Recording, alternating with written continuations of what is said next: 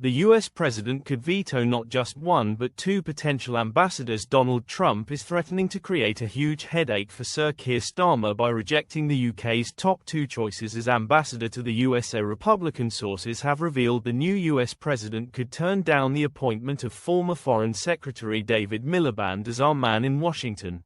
It follows warnings that Mr. Trump could reject Peter Mandelson, the Labour grandee who is Downing Street's official choice for the role. Mr. Miliband, who once stood for the Labour leadership, is understood to have lobbied Number 10 to give him the job if Lord Mandelson is unable to take it up.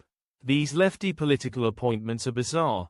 They suggested the outgoing ambassador Dame Karen Pierce should have been kept in the job, adding, Miliband would never get to be ambassador. No one called Miliband will stand a chance. The president has to accept letters of before an ambassador can take up the post in Washington.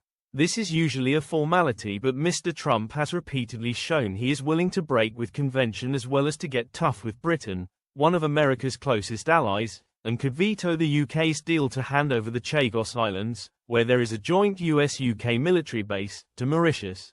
However, he held out an olive branch to Sir Keir today, and said he was weighing up making his first overseas visit of his second term in the White House to the UK. Although Mr. Trump pointedly said he could. Speaking to the BBC on board Air Force One, Mr. Trump said he would have a phone call with the Prime Minister over the next 24 hours. He said, I get along with him well.